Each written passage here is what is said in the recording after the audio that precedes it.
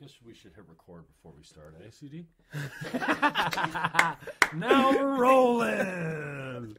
So CD and I have been talking for an hour. And we just finally hit the record button. So thank you again, CD. Let's do this one more time. Man. Thanks again for your time and for coming in. CD. I can't even believe the stuff that we figured out in that last hour, man. I'm pretty sure what we were talking about would have solved pretty much all the problems. And now it's gone. Now it's lost forever. No! Yes. CD in the house. Dude, thank you for your generosity and your time. I really appreciate it. So, thank you for having me. Oh, you're welcome. It's my pleasure, especially, after getting into Loving the Wasteland, just top to bottom. And thanks again for coming out with James Durlow for the last event. We did out of Sessions on the River.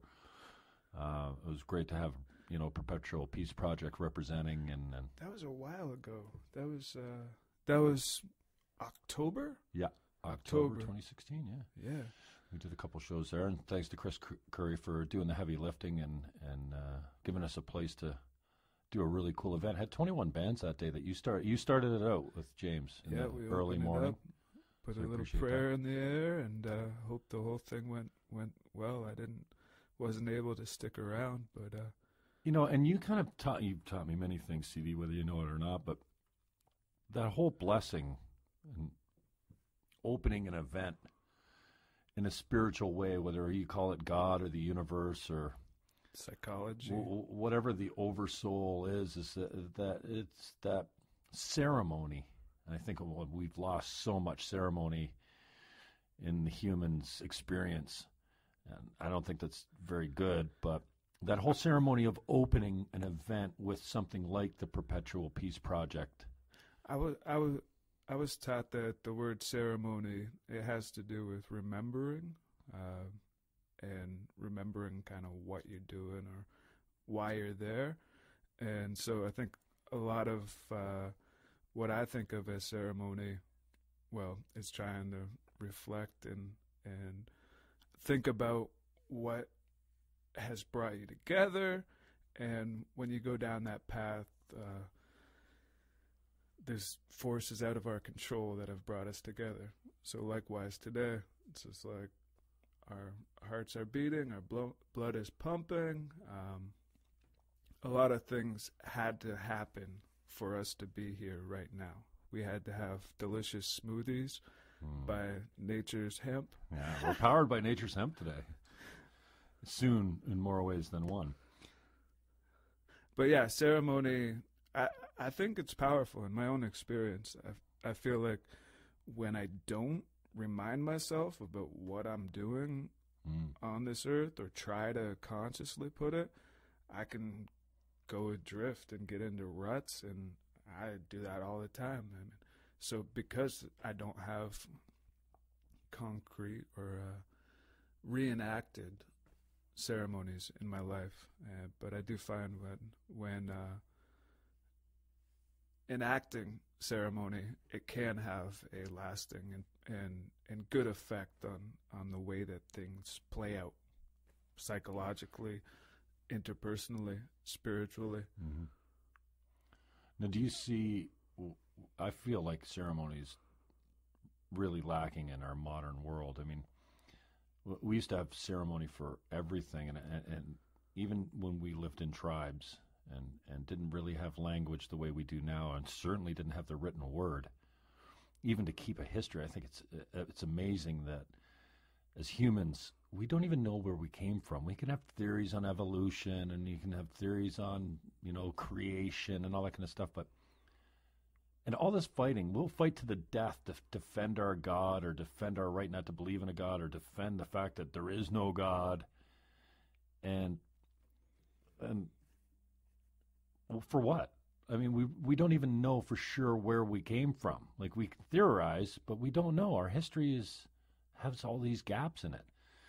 And similarly, I think ceremony has been really weeded out of our existence. And back when we lived in tribes, the elders used to come and take the teenage boy basically off his mother's teat, yelling and screaming, and take him across that bridge, literally across the bridge.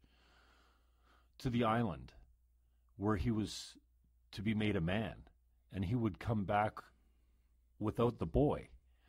And now, guys like you and men all over the world and myself, we never had that indoctrination. We never had that killing off of the child. So now we're mature child men. And we didn't have that initiation and that rite of passage and that ceremony of killing the adolescent child and growing up. So many men you see, you only got to look south of the border to know that, wow, that's really having an impact now. Absolutely. And I think a lot of people in our generation, I heard it described as a laissez-faire attitude. And I had never thought of it. I always think, okay, laissez-faire is related to capitalism. It means basically do what you want. And I think we would have objected if somebody was like, no, now is the time that you go across the bridge onto that island, because it's not what you want, it's what's best for society. Right. And because if we don't kill the child, then it has all these repercussions down the road. I mean, figuratively, we're killing the child. We're not actually murdering the child. Well, we are in a sense, but not literally, obviously. Right. My understanding is part of that idea is to gain a sense of independence and of self-sustenance and basically a knowing, a deep, deep internalized spiritual knowing that of your relationship to this life, and then coming back to the community with that knowing. And yeah, you're right. Like, I personally never had an experience like that. I took communion in the Christian faith. What that involved was you study some passages from the Bible, and I didn't want to do it. I did it for my parents. I didn't feel like I'm completely behind this. I completely believe this. Well, so how old were you? Too? 14 years old. Right. And I was at that point. I wasn't going to church regularly, and it was kind of the plea of my dad, who was a minister. He said, here, it basically set it up, and then I did it on his behalf. And that day, there was a severe thunderstorm, and I was like, a guilty-minded teenager, and thinking, like, this is because I don't believe I don't believe in the Christian God. That's what I was thinking at that point. Well, we must have some belief if you thought somebody was angry with right. you by sending the storm. Yeah, I was like, well, geez, this is foreboding. Yeah, exactly. So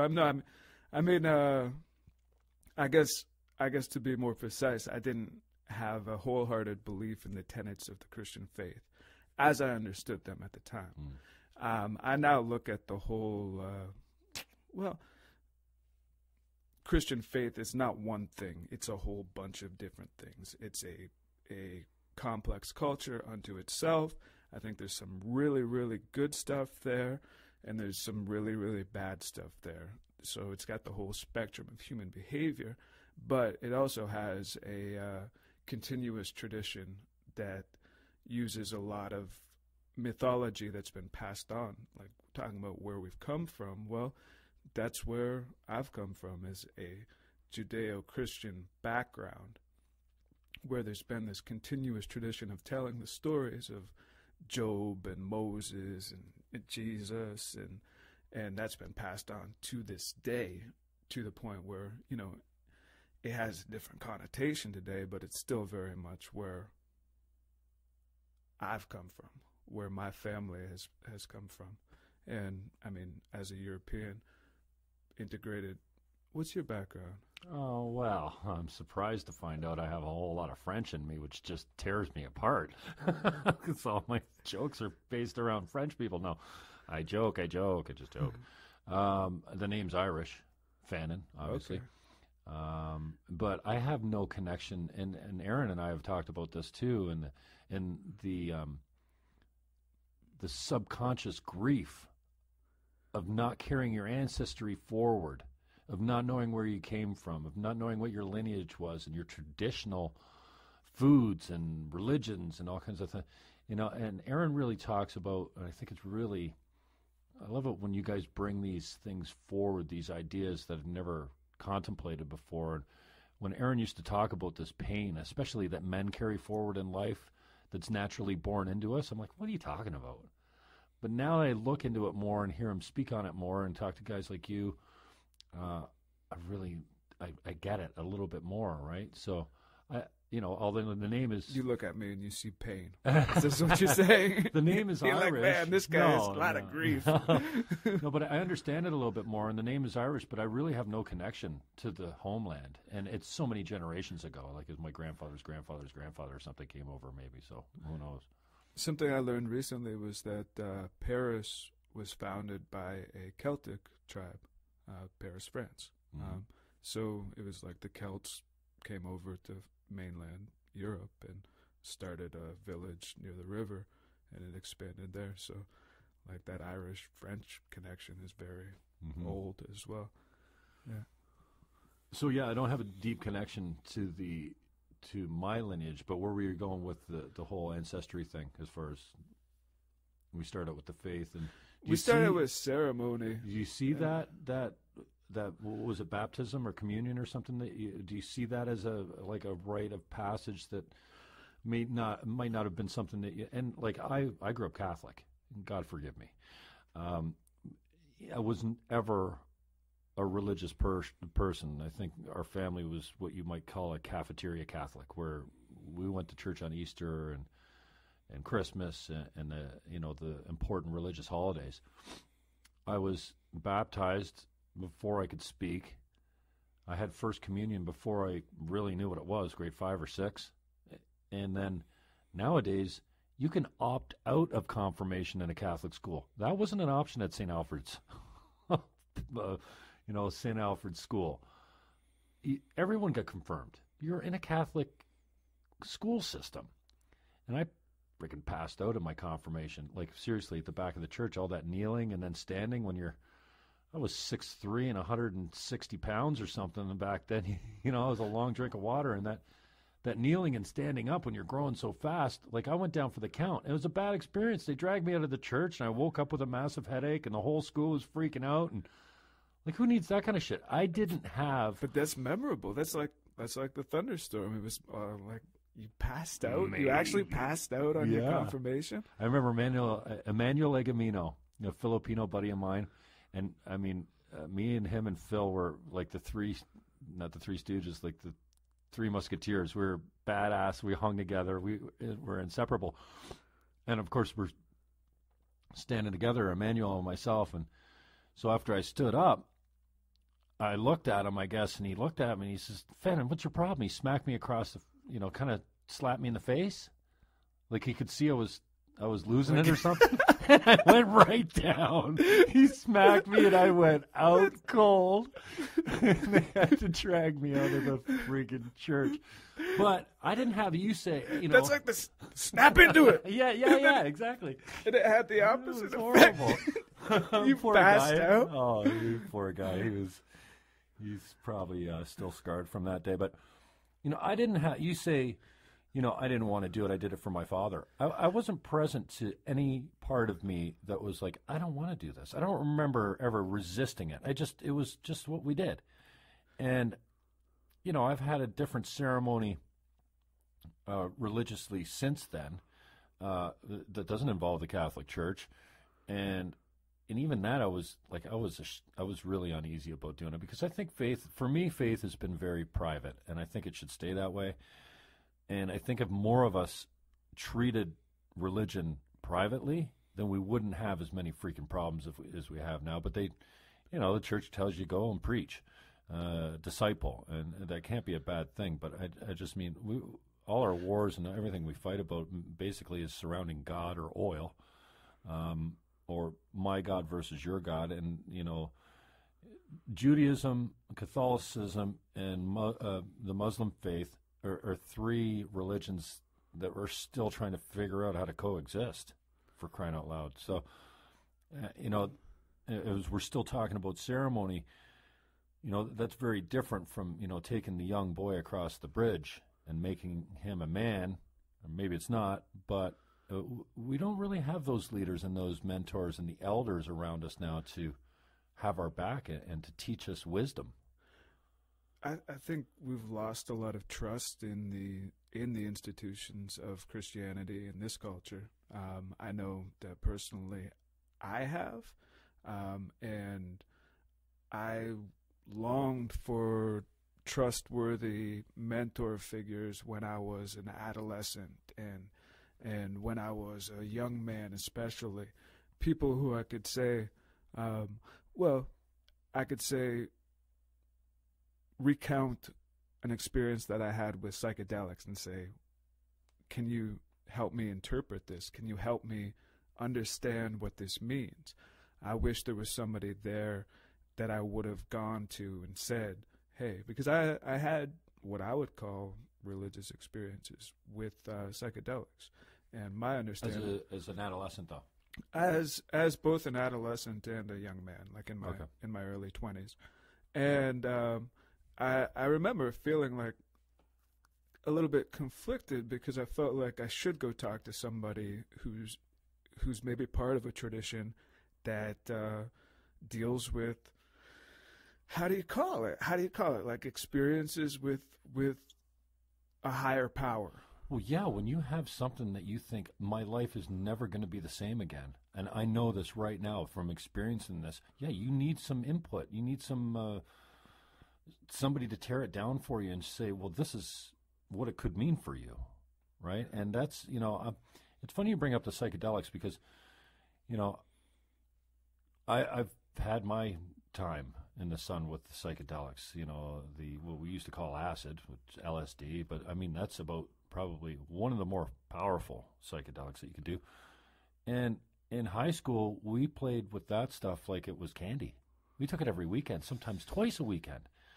And wow, we had some of the most mind-expanding experiences, and you knew while you were in it, and even afterwards, that you were never going to be the same. You opened a gateway, a doorway to a different dimension that your brain didn't have access to on this plane. And strangely enough, I'm having thoughts of going back there just to experience it as an adult. Because when you're in grade 10, you don't get it. And that's where we were. And there's so many things that go into experiencing a psychedelic trip. I mean, from the 60s and 70s, there were basically two major camps of thought. One of them was all about set and setting, and it was an academic approach. It was like, you've got to have a comfortable setting, make sure whoever's taking it is in a good space, and it primes the trip. And then the other school of thought was the laissez-faire. We're going to put it in the Kool-Aid. People who aren't even expecting it are going to be taking it. And like, my understanding is that, well, there was a lot of fun that came out of the second camp, but there was also a lot of troubles that come out of that. And I know personally, for anybody going into a psychedelic experience like that, I would want them to be in a comfortable place, because I do think it very much profoundly alters and shapes the experience that you have on the substance. Right. And I agree with you completely. It's almost like we were talking earlier before we started rolling here about the effects of alcohol and how it's changed us as we've aged. Alcohol hasn't changed us, but the effect of alcohol on us has a different effect than it used to when we were younger. Like, I backed away from beer, and I love beer, man. Wow. Or even Appleton's, rum and Cokes. But I just can't deal the next day with it. And so, and the agreement that I made with myself some time ago was, okay, no more new drugs. I remember I was in California. I had a question around ecstasy, and I thought that I wanted to try it. But I had this deal that I had made in my mind that no more new drugs. The drugs that I manage right now is enough for me. I don't need to get turned on to something else and have to go down that road. So I never did try ecstasy. There was an opportunity for me. It wasn't right, but I feel this calling. You know, the mushrooms, I do them here and there. Last time I did them, we were not in that safe place. And we were kind of going from party to party. We were at Shirkston Beach, and it was shitty because, you walk into a bar and the whole bar just collapses down on you. And then you're like, okay, well, all right, well, get ready. We're leaving in 20 minutes. Well, then you can't really set yourself. You're leaving in 20 minutes, so you're transient. And then you get to the next place, and you're not going to be there long. So that really turned me off. Yeah. And I really think it's important if you drink and you're angry, I think you're going to be an angry drunk. I mean, sometimes it could relieve some pain and maybe makes you happier or stuff like that. But I truly think that your frame of mind matters. It doesn't matter what drug it is. Well, some drugs more than others, especially alcohol. I think some angry people, when they drink, they get angry drunk, right? And I don't want that. Yeah. So I've been really considering going back to that experiment of the LSD as a grown-up human, as much as you can say Jim Fannon's a grown-up. Just because that gateway was so profound. And that door's been shut for decades for me.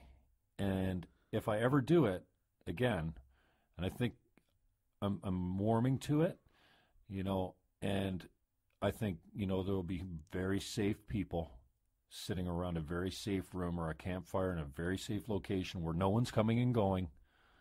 New people, especially straight people, aren't coming in and out of the conversation. You do it with the people that you're with, and you stay with those, because it's a 5 or 8 hour commitment, man. This is not something to take lightly. Yeah, absolutely. Like, I'm really sensitive to mostly drugs that I ingest, like eating, like even pills. I can't tolerate pills. They green me out, right?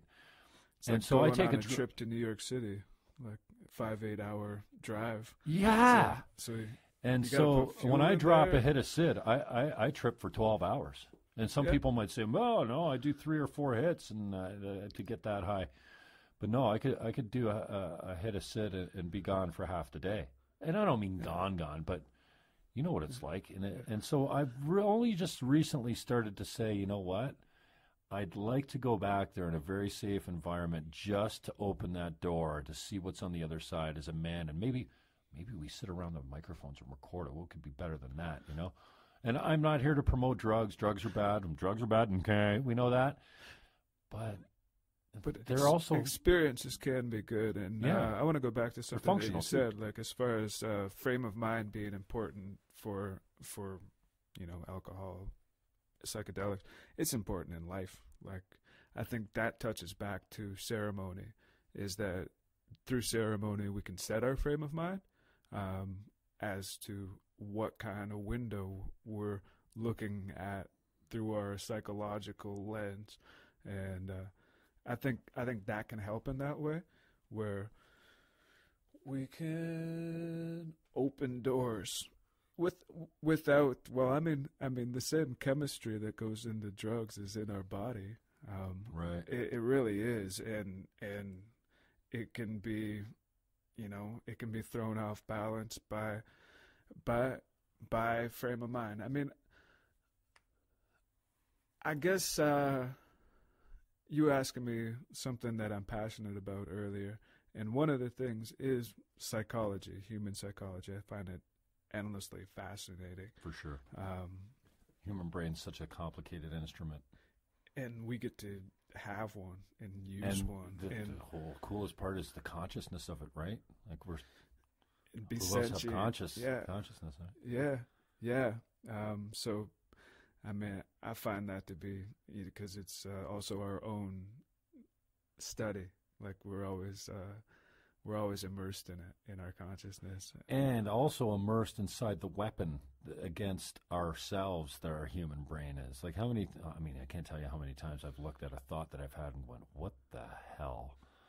Oh, what?" Like it actually shocks you to the point where like you feel guilty for having a thought like that. Yeah, and then you forget you're human, and this is natural, and it's only the ones that have the thoughts and then bury them. At least I don't want to say I'm enlightened enough, but at least woke enough, to use what the kids are saying today, to go, wow, that's shitty. How And why would I ever think something like that is beyond me? Yeah. But I guess the awareness is the first step, right? Yeah, it's a big step. And also, yeah, man. And that changes so much, too. Yesterday, I told myself I hated myself. And I had a couple drinks the night before, and I woke up, and I was miserable. But it still surprised me that I said that. Like, I don't regularly internally verbalize, like, I hate me. Like, I was just like, what? Like, who said that? Who's in there? And then, but it fit the tone of how I was feeling. It fit the tone of like, I don't feel good kind of thing. And I also did it to myself kind of thing. Yeah, and you always feel the guilt and shame from that. Right. Yeah. So it was like a self-respect thing and trying to battle through it. But I was able to, I guess, process it, and I didn't go any further down the self-hatred path. Right. But it was so there. Easy though the day after alcohol. For me, yeah, for sure.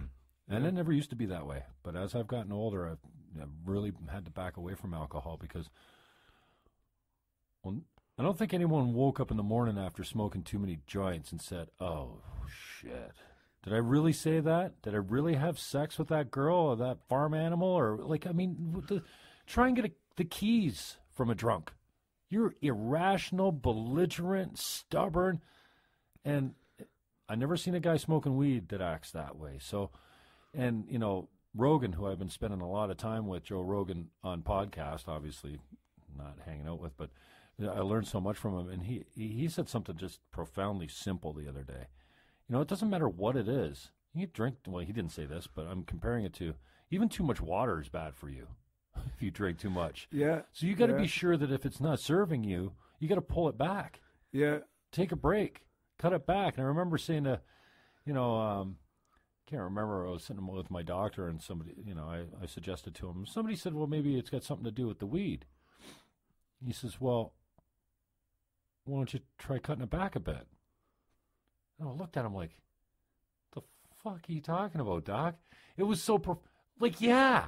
If you think it's a problem, dial it back, man. Like, what are you, an idiot? You need a doctor to tell you this thing? Like, but coming from him, it made sense, right? You're like, I like it to a certain point, but then after that, I'm a fucking idiot. Yeah. Just do it to the certain point. I'm very thankful to my dad. He always taught me with alcohol. He said, anything beyond pleasure is a waste. And I think it applies to anything. Well, that's the thing about alcohol, though, is it's pleasurable right up until the point that you pass out shit-faced drunk. It's the next day that you wake up and say, I'm a total tool. I never enjoy vomiting in the toilet. I never enjoy like that feeling of my guts wanting to escape through my throat. Of your body. Man, that's not... It wasn't like, oh, man, that was really great. And then the next day being like, oh, yeah, I really enjoyed that. No, if I'm to that point, that it's not pleasurable anymore. Man, that's still a song I've wanted to write since I was like 17. I want to call it American Standard, but I haven't written it. So anybody, American Standard. Yeah. Why not Crane?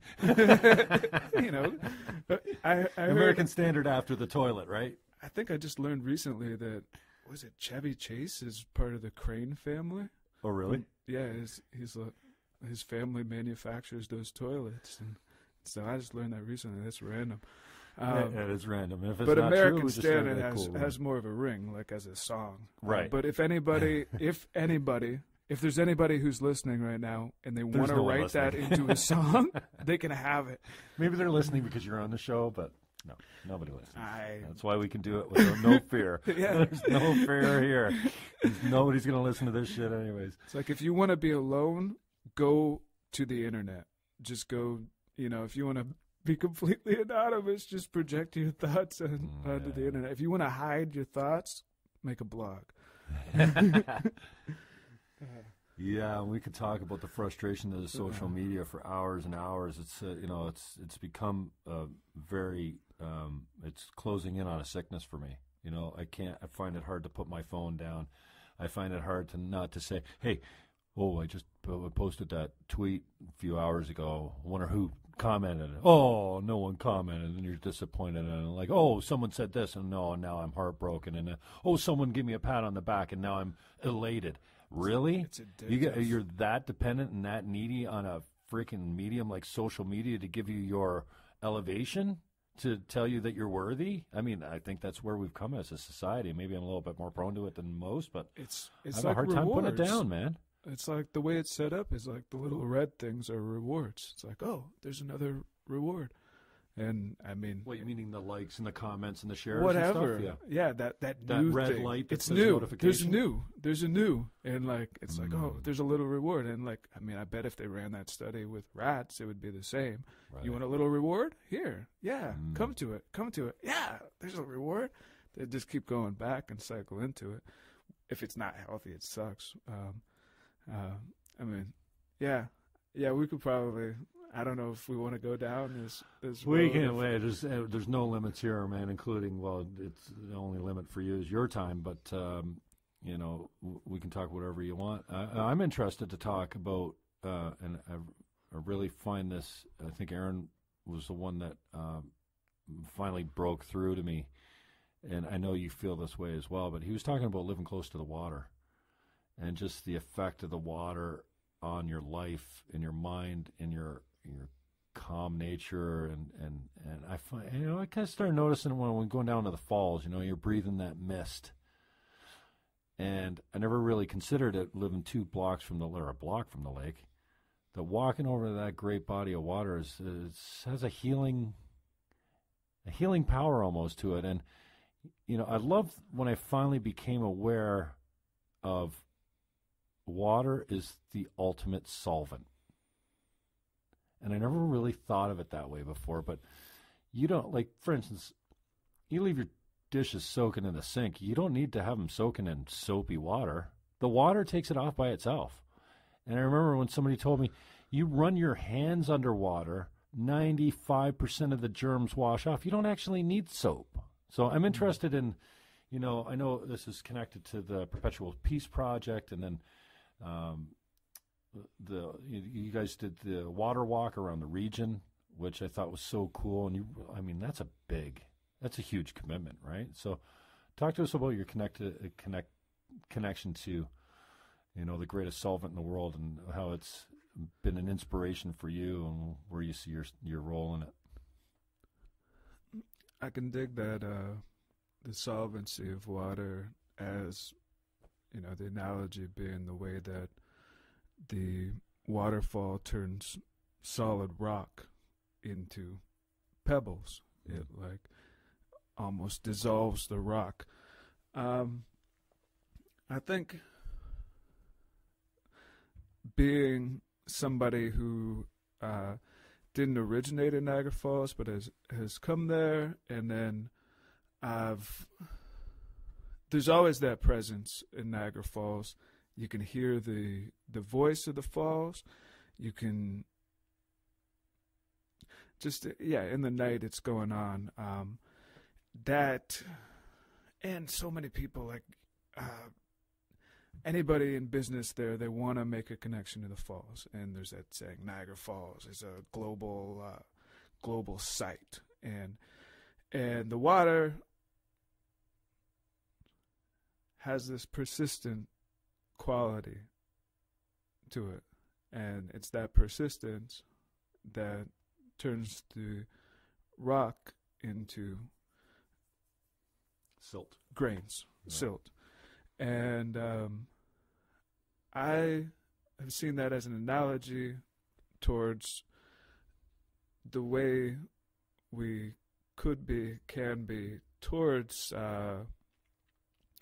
working at some of the harder problems in humanity. It's been a theme in my life that people, when I ask them what they want for their birthday, they say peace on earth. That's what my mom used to say when I was 9 years old. Mom, what do you want for your birthday? Peace on earth. I asked Aaron's uncle, what do you want for your Christmas? Oh, peace on earth. And there's this like idea that's been recirculated and passed on. And there's this, okay, yeah, a lot of people, if you ask them, do you want peace on earth? They say, yeah. And having that waterfall, oh, you know what? That water, it just continually persists towards that. It has this current of energy that washes away that hardened sensibility. And I've vibed on that. Oh, maybe that's how we can, as a collective, work towards peace on this planet. You know, I get a lot of comparisons to, well, you have a likeness to John Lennon, and that's also been present throughout my whole life, where since I was like 13, 14, people would tell me that. And he is a figure who he also tried to have a project to bring peace on earth.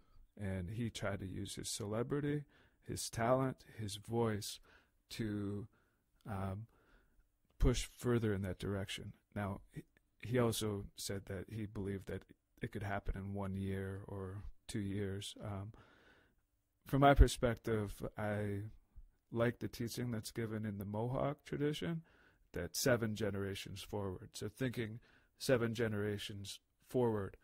And I feel like we dream for future generations. We share our dreams, our hopes and dreams, and then they get passed on. And then if the ideas are good, they get passed on. They get passed on. And they might not be set something as big as, well, a whole 9 billion, however many people are going to be here in the coming years. Too many. It's a lot. It's a lot. So, I mean, I feel like, and Immanuel Kant talks about this in his treatise called The Perpetual Peace Project. He says that peace is a good idea, and eventually it will come to be. How is it going to look is kind of the idea.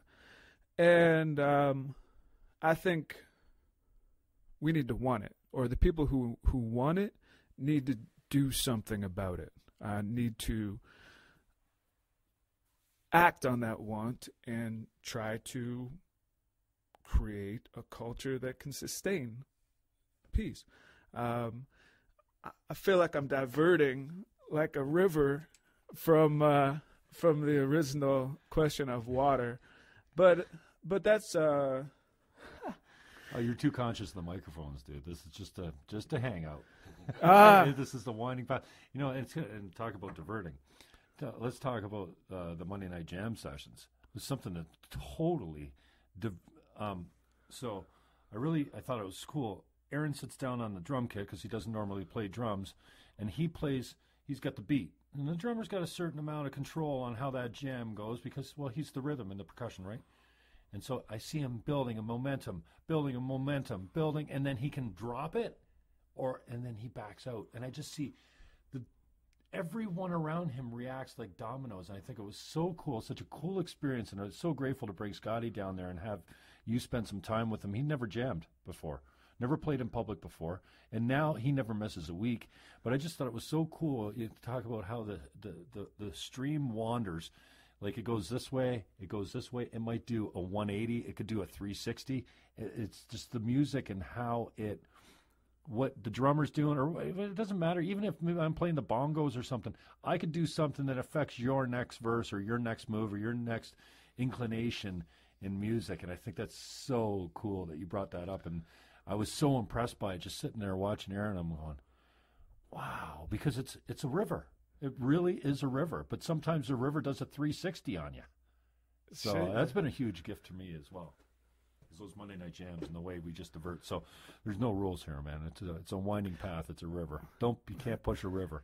Rhythm can't push a river. Yeah. So going with the flow, as a musician, as an artist, I felt at the time where the Perpetual Peace Project came about. I'm not sure if that's exactly the question that you've asked, but it was riffing on seeing what we could give back in our community, and riffing on the falls as a natural symbol, or the tone, the note that's being played is this gigantic waterfall that has a huge plume of mist, and there's this natural rainbow that forms in the sunlight, and thinking, how can we harmonize on that? And I feel like that hasn't been the mentality towards, well, nature. There's a lot of writing that exists that says how can we subdue the falls, and how can we overcome it, kind of thing. And I feel like that's not where we are now as a culture. I feel like I really have a great faith and hope for humanity, and I see it in a lot of different fields where people are trying to harmonize with nature, whether it be engineering or energy or music and art, but trying to do things that work with the natural world and optimize it. And I really believe that framework, even though it doesn't seem like it from a lot of the media that we get, and even a lot of the things that are present in politics. But yeah, I was just going to say, where the hell do you get that faith from? Because humans are so fucking stupid. They drive me nuts. Now, I have to constantly remind myself that people are basically good. Now, we can have I think you'll probably agree with me.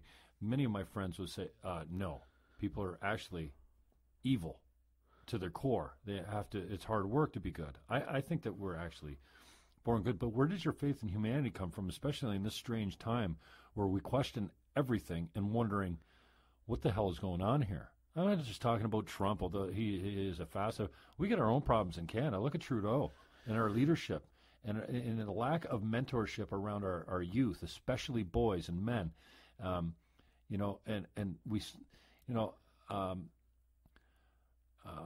Robert Bly, I don't know if you've ever heard A Gathering of Men. Robert Bly is an eccentric poet, and he did this conversation called A Gathering of Men, and it was profound. And he also talks about that ceremony and stuff, but he says, or the lack of, the killing of the boy and making the man. But he talked about this subject in a way that our boys used to stand in the field with their father. And whether or not they were being taught through words or not, they had through osmosis, through just standing beside your father, you got food. I don't mean food from the mouth. Your cells were transferring information between bodies without conversation. Just a leading and a mentorship. And then we took the father out of the field. And we sent him off to a 40 or 50 hour a week work week. And then the impact of having the disconnection between man and his son, and then the impact of the leader of the family, which is traditionally, in so many roles, in some roles it was the women or the mother as well, but in the way that the father went out to earn the dough, and then he came back tired and pissed off, and he doesn't have time for his kid now. And if he does have time for his kid, he's tired and pissed off. And the impact of that is our children now are mentored by gangs or inappropriate leaders, and we don't have that mentorship and what you guys refer to as the elders. They're gone. They're missing. And then we put women in the workplace. Now we've all got 2 jobs. What do you think are happening to our daughters now? Just a lack of leadership. Sad. I think I don't know where your faith comes from, man. I think there's a lot of problems. My faith comes from right in this moment. Like, Okay. we've got technology that converts the vibrations that are forming from the synapses in my neurons that is able to transfer and to exchange the signal into digital bases. We've got working light that's powered by water falling off of a cliff. We ourselves, you and I, we both had very good smoothies today. You got a smile on your face now. And so, I mean, there are problems, but realistically, I've traveled a bit, and it's enough to give me the perspective that Ontario is a very good place to live. In places that I've been, Ontario is fairly well governed. We have quite a lot of liberties to act and behave. There's a lot of shit that I'm not a fan of. I'm not a fan of being part of a constitutional monarchy. Like, I'm American and Canadian, so when I see the Queen on the coin, I'm like, what's the deal? There's British flags that fly alone in Canada. It's not a sovereign country here. It's very much attached to the monarchy, the Queen. So there's things that I'm not a fan of. Don't get me wrong. But ultimately, I think that humanity does a lot of awesome things. And I think that we have problems that are greater than ourselves can be a good thing in rallying people together. This has always been my hope, or not always been my hope, but has been my hope with the emergent climate crisis and that whole lens that is even looking at our environment around us and being like, oh, we need to change things to better live with this, or else we're going to kill all these species. So I whether it's a misplaced faith, and then you talk about the father. Well, I believe in a metaphorical father. I believe in a metaphorical mother that you say is standing next to and is communicating to us through osmosis, is always transferring. And that's my understanding of what it means to have a belief in a higher power, is that belief that that metaphorical father or mother is with us, and the communications that we get through our very nerve systems are part of that. Those are the signals that are telling us what here you want some higher knowledge, dig the nerve endings, because you're not making that happen. It's just like, dig what's happening in your nervous system and listen up, because that's coming from the higher sources. So I have a lot of belief in that, and I also have a lot of belief in the problem solving abilities that humans have. There's been a lot of kind of rallying for science, and I grew up as a science guy. Like, those were my strong subjects, science and math, and I have a strong appreciation for natural sciences.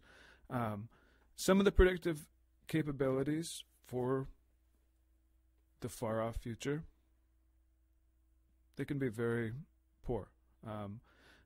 The example I'll give is with the Ebola crisis in Africa. I had a friend who's very science-minded. He convinced me that we're all going to have Ebola.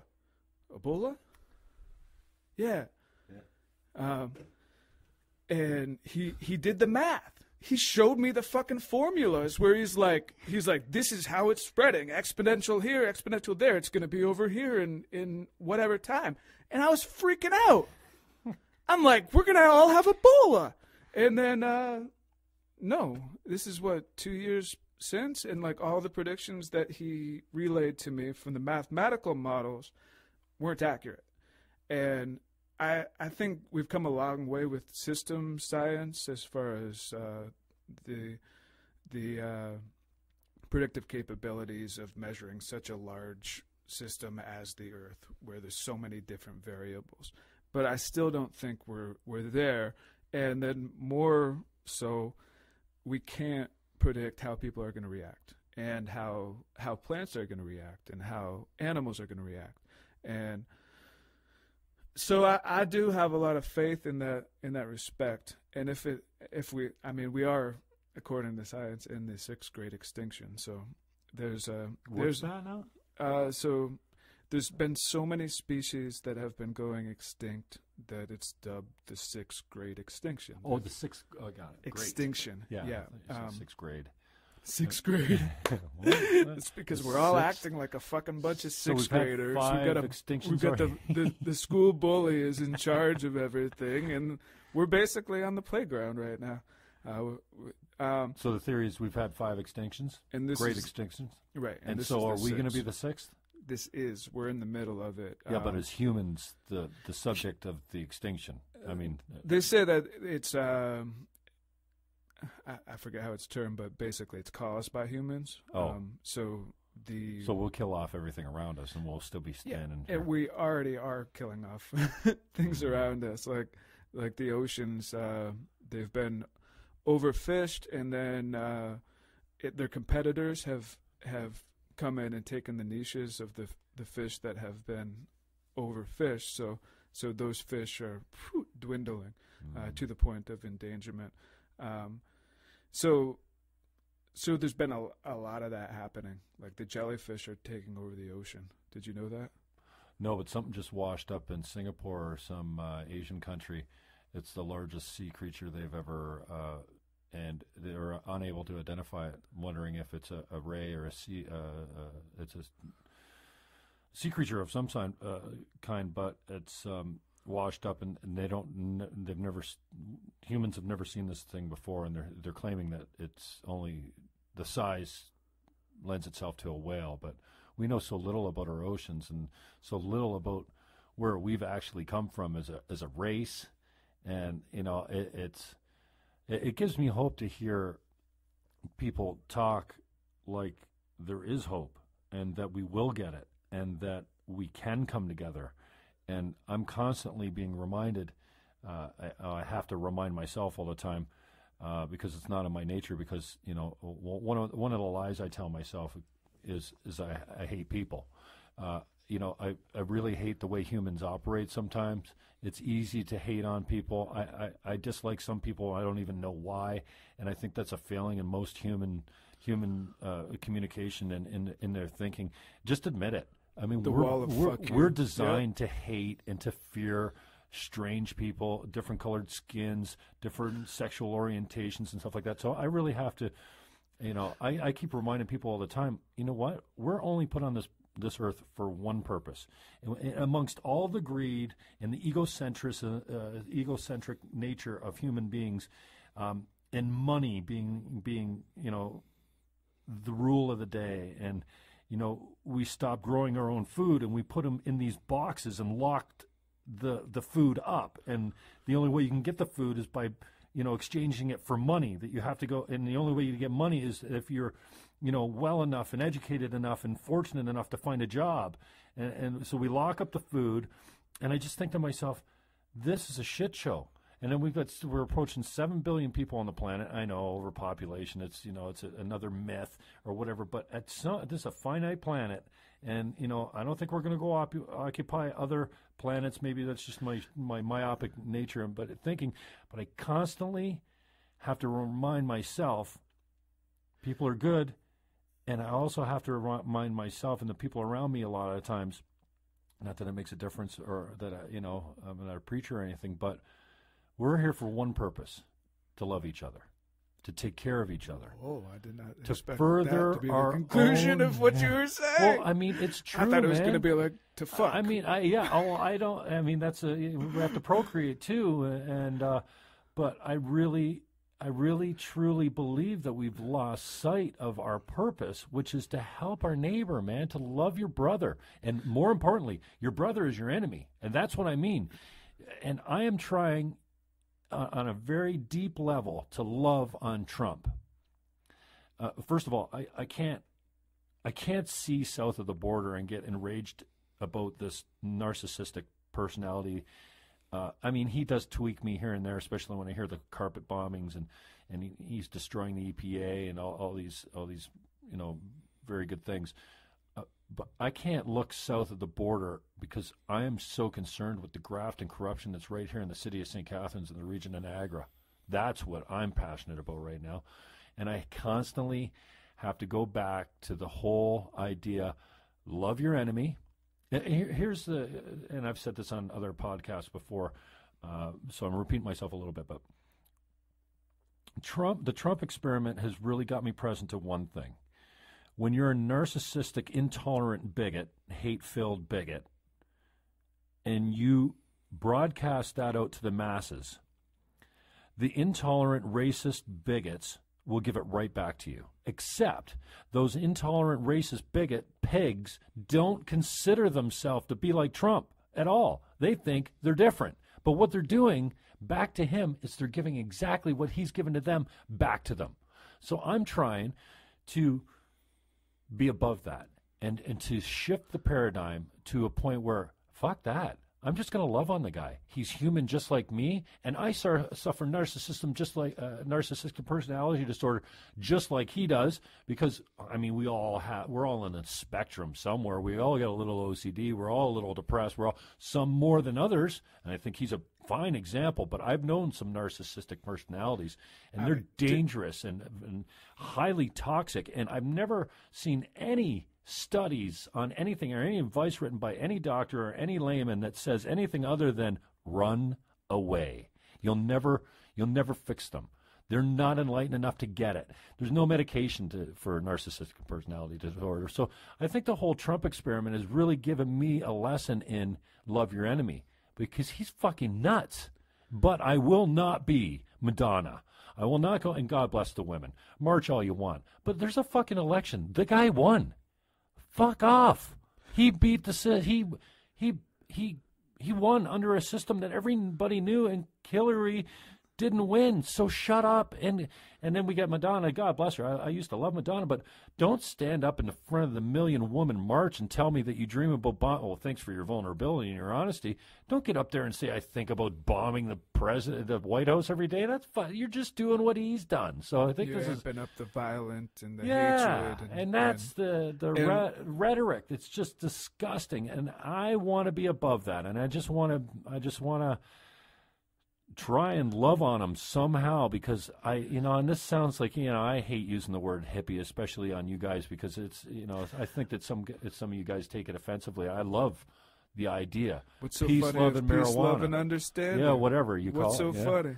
Yeah, and so I think, and it goes back to that question of faith, and I'm glad to hear you having that faith, especially in this moment, and it's easy in the moment in the cellar right now, or we had a great power drink with hemp oil fueled, and thank you Nature's Hemp for being the only sponsor on the show as I really switch gears now as far as promoting myself. Don't call me for hemp oil, please. But you're not promoting yourself, you're promoting Nature's Hemp. Oh yes, please eat hemp oil every day, man. It'll change your life forever. And hey, it's a good plan. So I'm honored, and I'm glad to hear you speaking in a way that is something I want to believe in, and that's what faith is. It's belief without proof. And I want to believe and I want to have faith that humans will come together and love each other and get it right and end war and have peace on earth. But I don't define faith in that manner.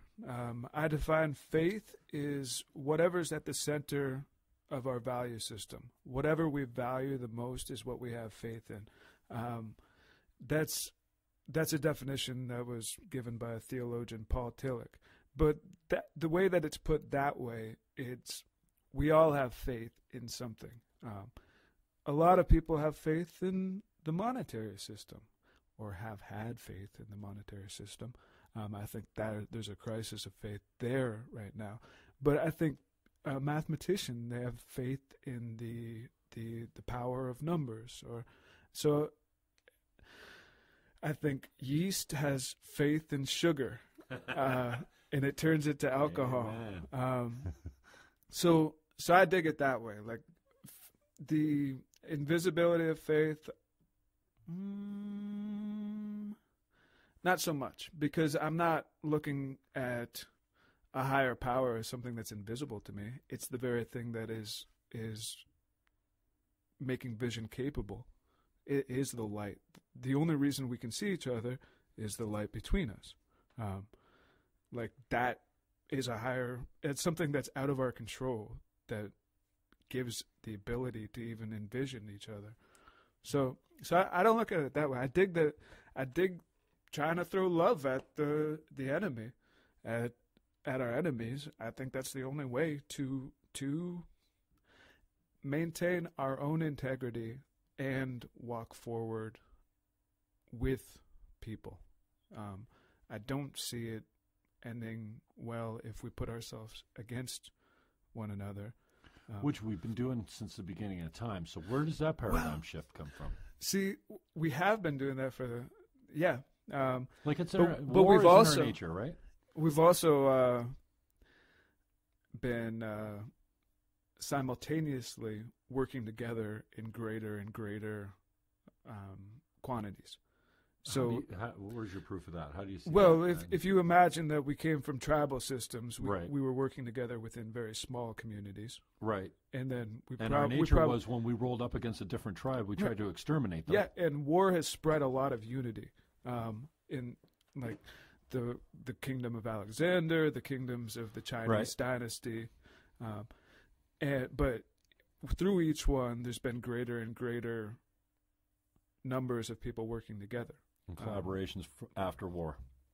So I guess the proof of that would be in the pudding, like that we're now working in global systems. There are factions that work against each other within that. There's no doubt about that.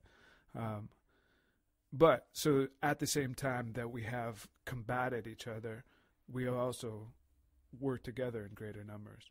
I was hearing somebody talking about solidarity groups and talking about like nation states and governments as solidarity groups, and saying that what happened in Greece when there was a collapse there was that the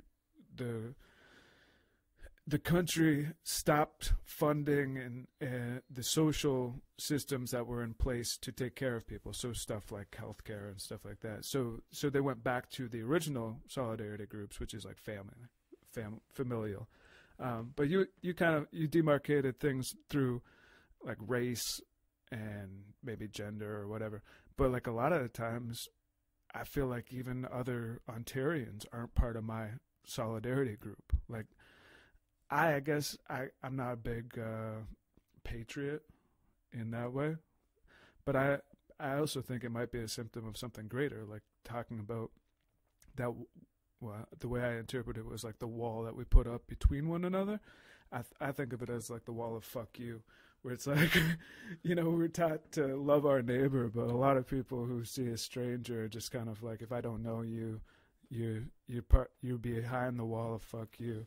And that is something, again, I've talked about on other shows, but I think that's the missing part of the conversation. And we've talked about Trump a little bit, and we talked about intolerance and hate and bigotry and narcissism and this egocentric nature that humans typically have had forever. It's all about us. Well, I shouldn't say that. And it wasn't always about us, because back in the days where we had communities, we all had to take care of each other. And I want to jam with you. That's why I appreciate you saying that, taking account for your own narcissism, and I can resonate that I have a narcissistic quality as well. But if you look at the classical definition of narcissism, it's narcissist who is looking at his image in the pond. Now, what do we see through these social media extensions? It's like the era of the selfie. There's this prevalence of people looking at their own image in the pond. It's not just, oh, that guy's a narcissist. There's a whole culture of selfieism. It's like looking at yourself and taking pictures of yourself. And like, if that's not classically on point with who narcissist was, then I don't know what is. Right. So I think that's a symptom, or that's a symptom of a narcissistic culture. I mean, Trump was always, when I was growing up, he was the archetype of a rich man. Right. And everybody wanted to be a rich man. Mm-hmm. It, like, that's the faith system that's been in place in the value system. Yeah. It's like, yeah, you want to be like Trump because Trump has money. He was a millionaire back in the day. He's a billionaire now. And I was like 9 years old. I grew up in the States, and it was like, Trump, that's who you used as Donald Trump is your rich guy archetype. He's like Richie Rich, and now it's like, all right, well, we lost faith in our politicians, and like, which, oh my God, it kills me that she didn't get in. It's like she was the most qualified political candidate ever. She was the most qualified. It's the ultimate example of workplace sexism. It was like she was applying as the most qualified candidate ever, well, and then this guy. I will respectfully disagree with you there, but before she wasn't elected, I predicted Trump's win softly and not often. Before the day before the election, I remember I got my water from a girl, and I said, "Wait till you wake up tomorrow and see Trump's the president." I never imagined that I'd be that accurate. My take before she lost was, can you actually believe that Americans are less racist than they are sexist? Yeah. Because I think that, like Hillary had, yes, she was connected, she was bright, she was also corrupt. Totally. And I was a Bernie guy, but Bernie got smoked by the DNC, including Hillary's camp. And now we've got Trump, and I wonder if anyone in the DNC is looking back, the Democratic Party looking back at that and going, "Oh fuck, we put Trump in the office. We put Trump in there."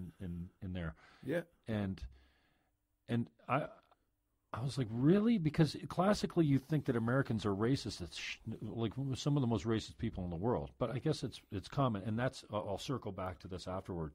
The missing conversation about the Trump piece.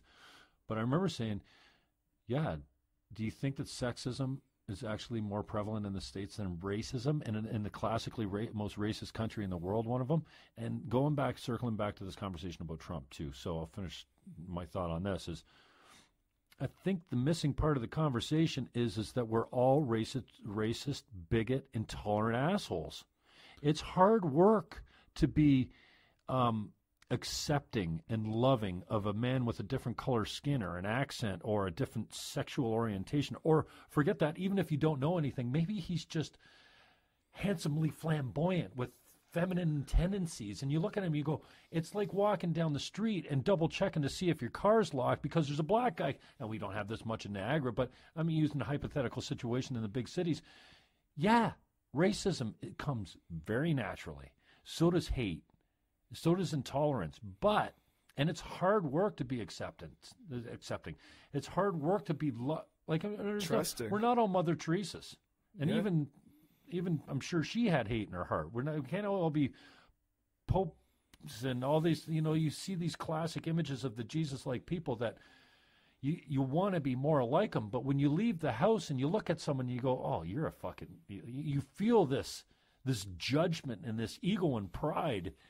And I think the missing part of the conversation is we're born into it. It's in our DNA. It's a survival mechanism to be a racist, intolerant bigot.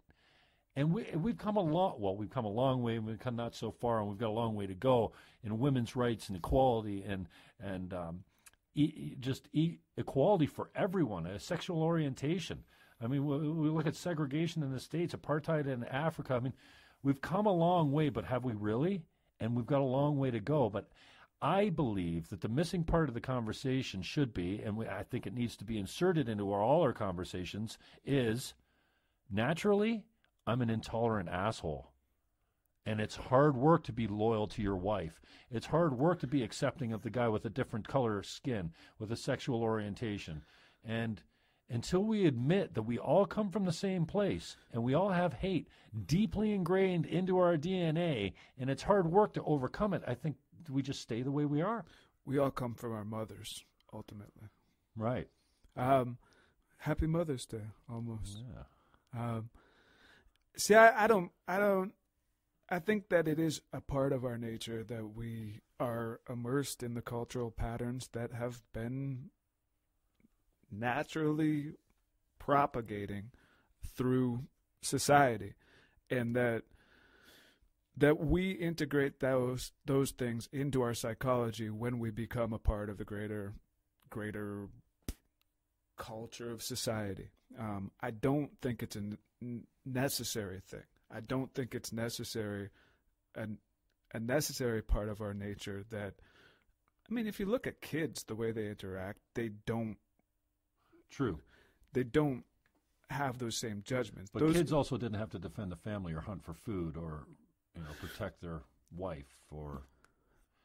So and much of that racism and bigotry also can be learned. I'm not saying it's not a product of your environment. Right. You can be taught to be a racist asshole, but I'm saying, I think you've got a point there. Like as far as the way that tribalism has been handed down and the roots of being protective from strangers, from others, from people that we don't know, because we can perceive threats there. But we can also come to a point where we feel like it's more of a protective act to be able to love and tolerate people. Man, that's such a profound statement right there. Just say that one more time. It can be more of a protective act to love and tolerate people. Wow. If we trust, and it's tough to believe this, but like if we and practice, right, and to practice trust in that way, where if we trust someone, they're probably less likely to steal from us. They're probably less likely to do that. But now I'm going down that road and being like 90% of murders are people that were boyfriend, girlfriend, or whatever. You know what I mean? Trusted, so people that were at one point trustworthy.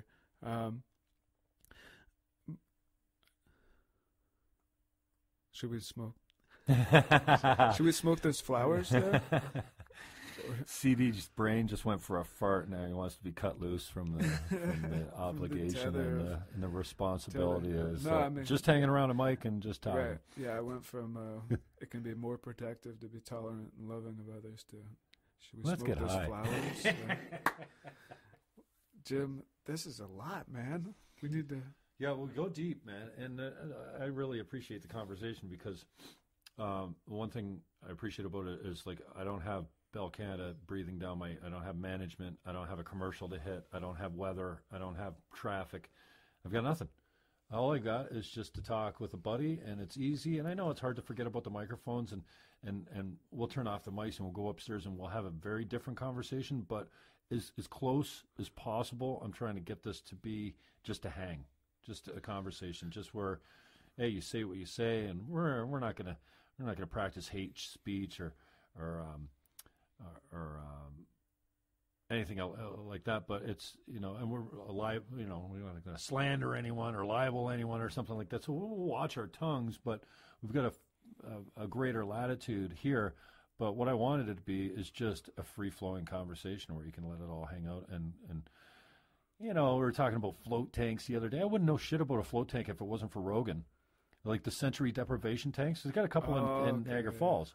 You can go float in a saline pool and lock yourself in a dead, quiet, dark space and float like in the salt water because you're buoyant as hell, right?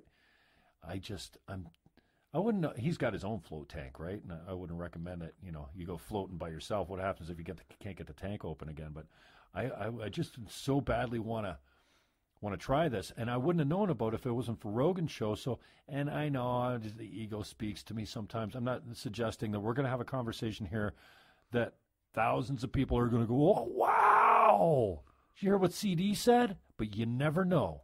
You never know. And I always love talking about the unacknowledged impact, because as a musician and as a performer myself, both, doing this or being a politician on stage, we are all present to how meaningful it is when someone comes up to us and says, hey, you were awesome. Well done. Good job. That pads your ego. That makes you feel good. And you feel like you made a difference. And I think we're all here. We all want to make our impact. We want to make a difference. And that's what I constantly remind you artists. I love Aaron Berger when he came up with Praise Master. I don't know if he's ever called anyone that before, but I love it and I accept it. I go out of my way to stay conscious and remember that it's important to even like guys like you that I know and love and have for many years now, and have grown a relationship with, to come up and say, "Hey, wow, you nailed it tonight. Nice job," or "Hey, this Love in the Wasteland really meant something to me," and "What the fuck's up with Lucy? Why's she doing the mailman downstairs while you're upstairs loving the wasteland?" So, and it's that, I think there's far more unacknowledged impacts. And if we could somehow get inside of the belief that our shitty little podcast here and our shitty little conversation actually is touching someone and making a difference for someone, and you might not have that person come up to you and say, "Hey, I listened to you and CD talk on that podcast and it changed my life." That might never, ever happen. But that doesn't mean it didn't happen. It doesn't mean that conversation didn't have an impact. So I always try and, give you guys props and praise, because you're wildly talented, and I know talent, I know what a shitty song and a shitty band sounds like. I also know what a well-performed song and well-written song sounds like. So I think it's important to give you that props, and then at the same time open you up like a can opener almost to the possibility that even if you're not getting the verbal acknowledgement, that it's still impacting someone and you're making a difference with your music. I think that's a hard concept to grasp and believe in and have faith in. So that's right where on, man. my motivation comes from. Right on. Right on. Yeah, the times that I've been offered acknowledgement and appreciation, they mean the world. They mean a lot. Like a lot of the times as a songwriter, that has been currency, a form of currency, and knowing that I've served the world, served humanity in a way, and it's great to get that feedback. Amen to that.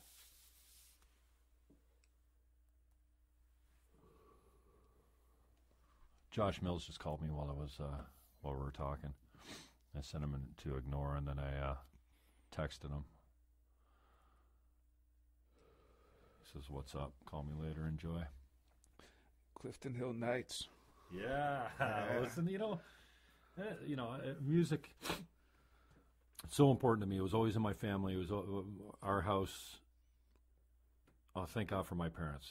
For the time that they spent together, and for the upbringing that I had. There was always music in the house. And you know what? Now that I think about it, I've been thinking about this for a couple months now.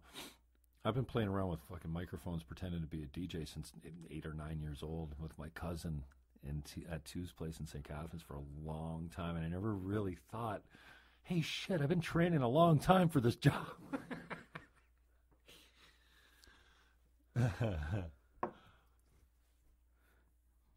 Wow.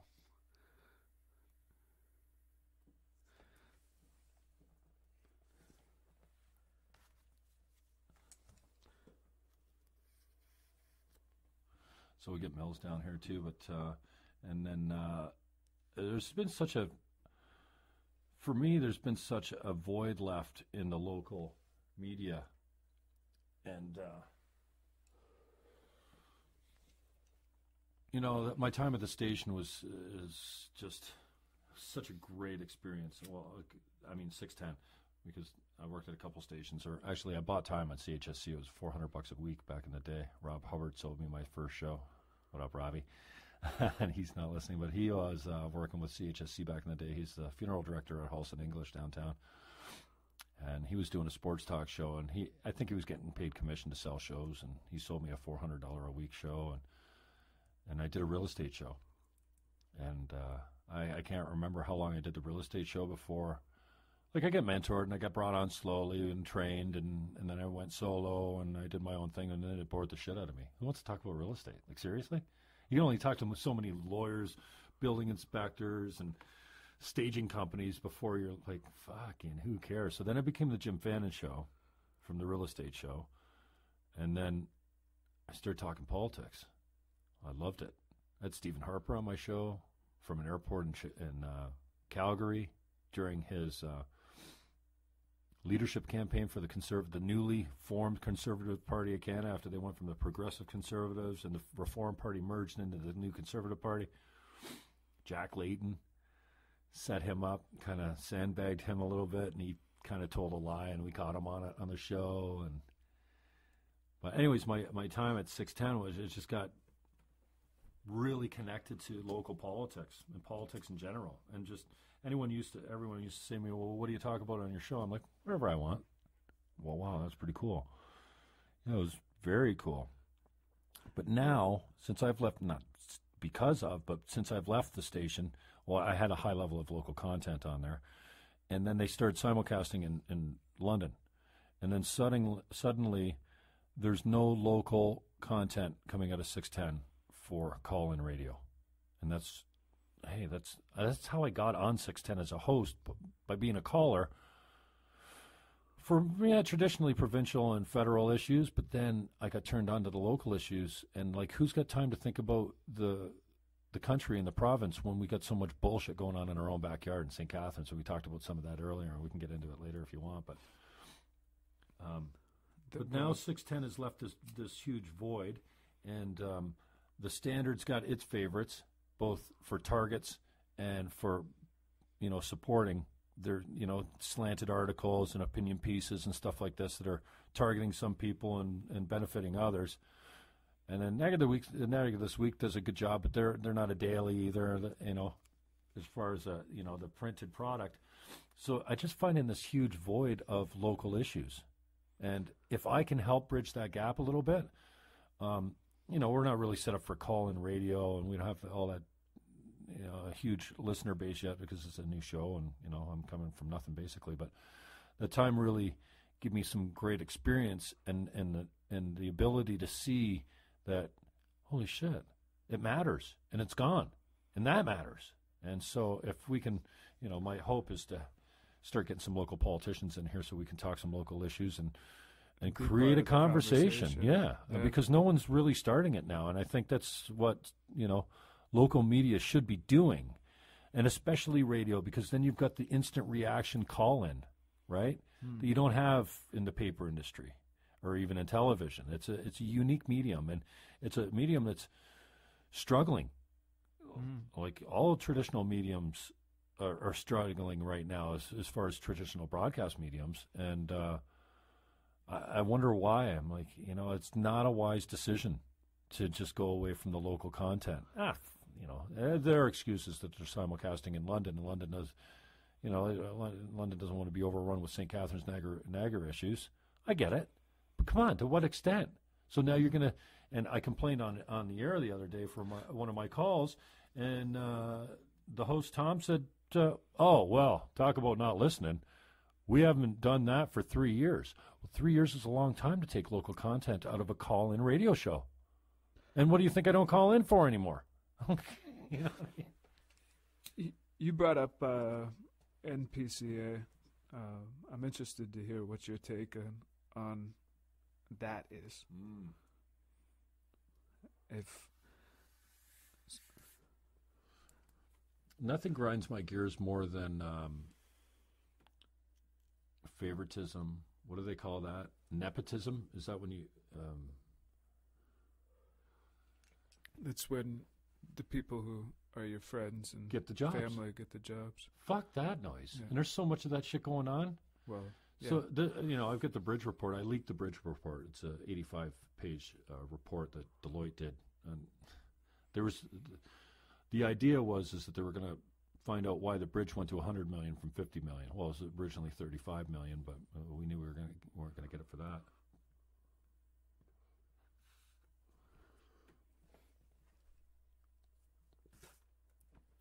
And the Bridge Report was more accurate at pointing out the failings in the tendering process and the hiring HR processes.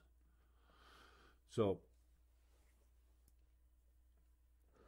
some of the bids were, some of the contracts that went out were, let's say, $200,000 contract, but anything over $10,000 needs an RFP, so you have to tender it, which means that your buddy won't get the job, maybe. It means that other people have an opportunity to bid on it. Right. Lowest bid gets the job, and it also means that your favorite buddy, vendor, contractor that's been doing the jobs for the region for a long time might not get the job.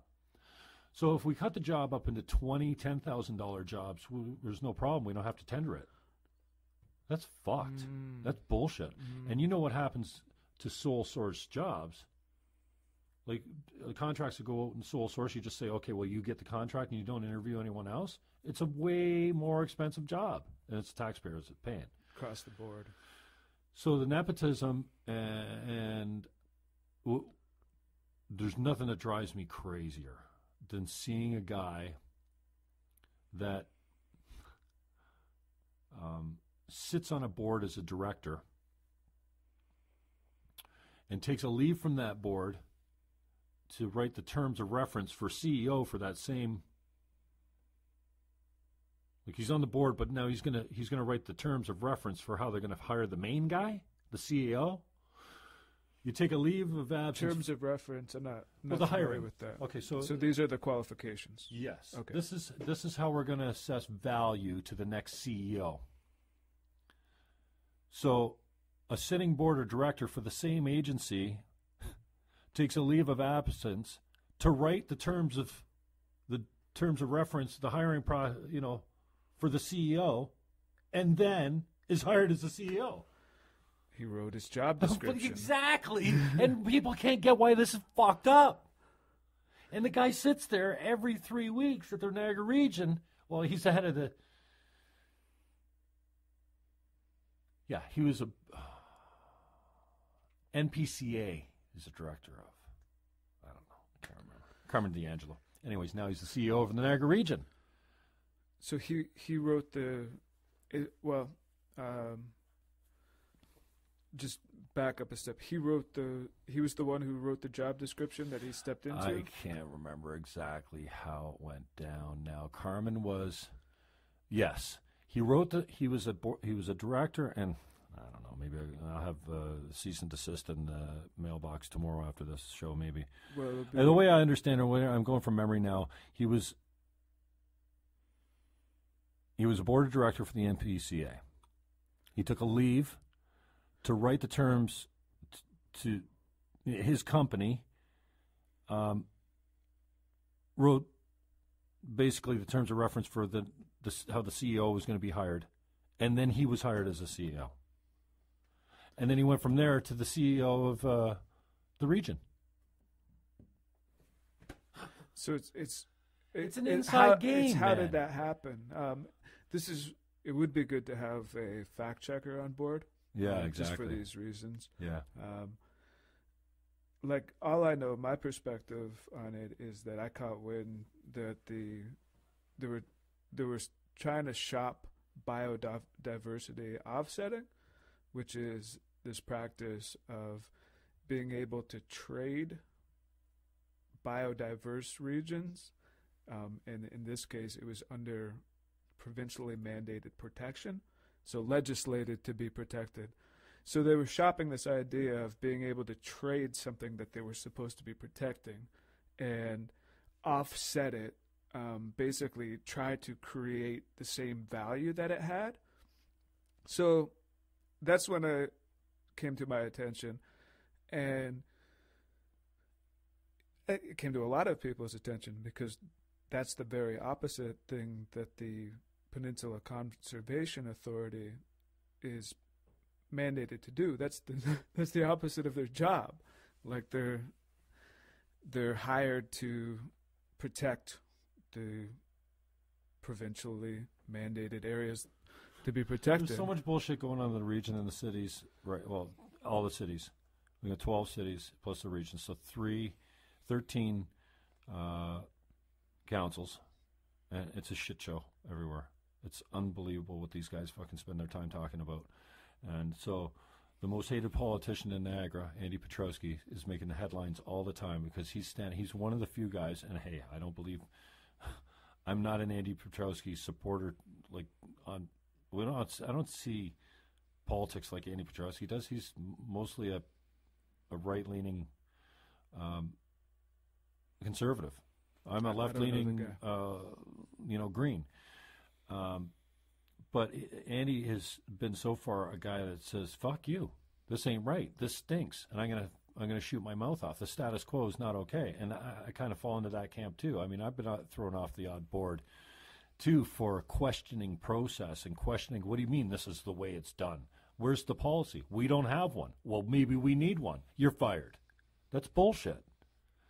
And so there's so much corruption going on at every level, and these boards and these councils and these mayors and these chairs are I don't know how to describe them. Politically motivated, financially motivated, inexperienced at the impact of what the stuff, and in it for themselves.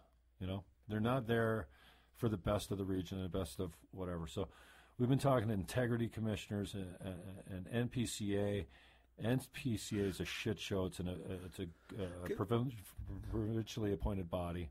Can we tie this back to the laissez-faire attitude and maybe how it's a symptom of our culture, of the way we operate? So for the NPCA, incredibly frustrating. And talk about like that when you said what fucking get you riled up.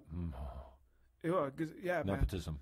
Yeah, there's when that. You get a job that you don't deserve, and maybe it's the envy part of me, because I think like much of what I hate about myself is based in ego, pride, and judgment. I can't seem to get rid of it. I think it's stuck in me, especially the judgment. Like, but there's ego and there's pride there to different levels and stuff like that. And I think maybe that's a little bit of the envy comes out in me. What do you mean you got a $300,000 job and you've never done shit?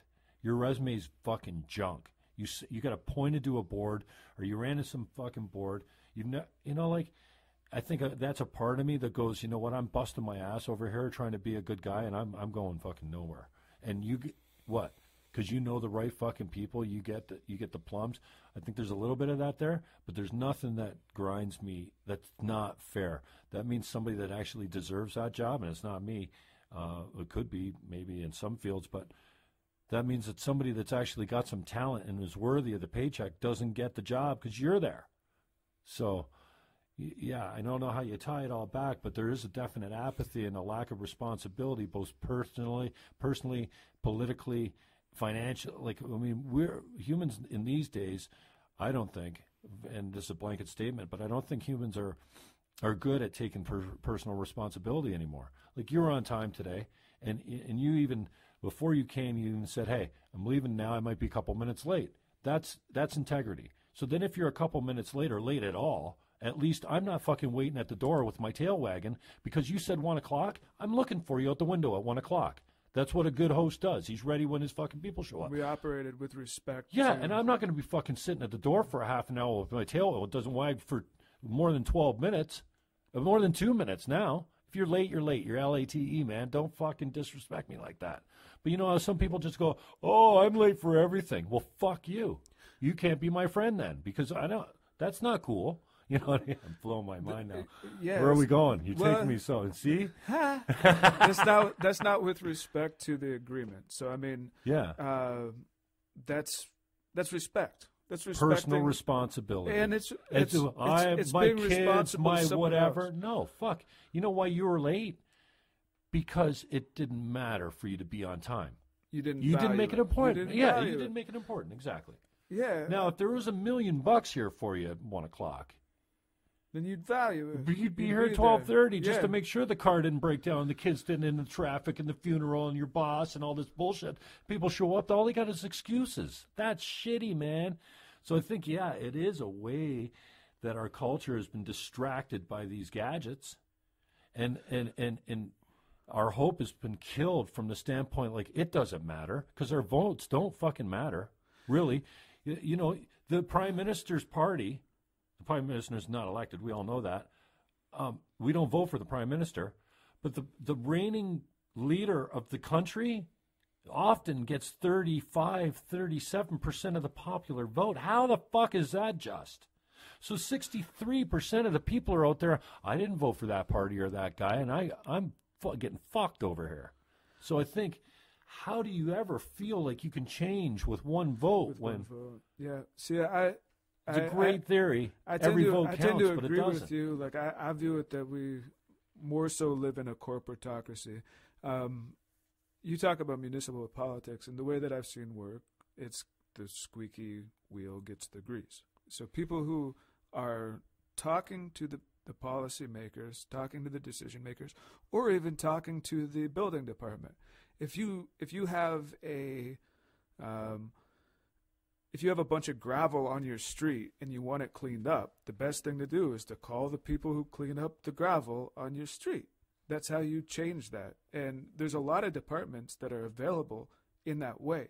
I mean, it's a lot on the bureaucratic level, but they require somebody to actually talk about it, to call in. Well, the first thing I think of when you say that is the squeaky wheel. Is that what you call it? Yeah, it's like when the squeaky wheel is the guy with the most money. Right. So this is where the corporatocracy comes in, where the corporation can afford to actually hire someone where their job is to be the squeaky wheel. We're going to hire you to be the squeaky wheel, and this is how the grease is going to come our way. We're going to make it continually easier. And, you know, a lot of the stuff that is used to be the squeaky wheel is it's subsidized through the taxation system. Exactly. It's So like we can go for a meal, and I'm the guy who's the squeaky wheel, and then what I'm using to get the grease is subsidized. Oh, that's a write-off to have half of your meal expense, and it's like, okay, so basically, in effect, if each time the squeaky wheel goes to the politician, that's a vote. That's a vote for policy. Then there's a lot of votes coming from squeaky wheels.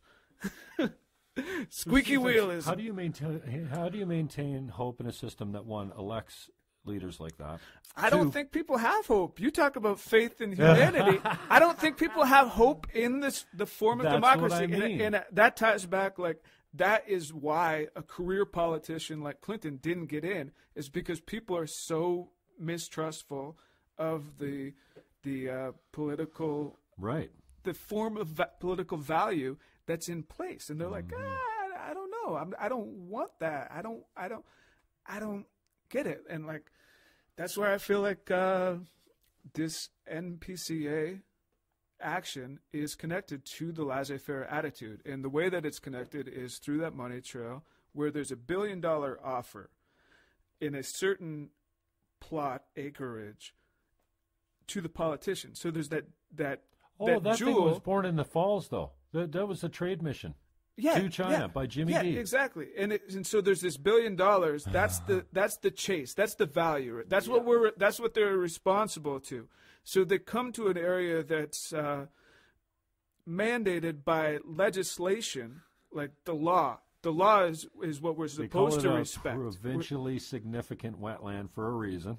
Because it's by law protected by the province. Right. And so it comes to a head where there's the value of $1 billion or there's the value of law. Now, they were looking to trade away law for $1 billion. When you trade away law for $1 billion, you're saying the whole legal system is equal to that. This is the value of that. And the billion, they're trying to say the $1 billion is for everyone. And so I can understand that there is a form of justification, but the form of justification is inborn in this invisible hand notion. Now, there are justifications why not to do it.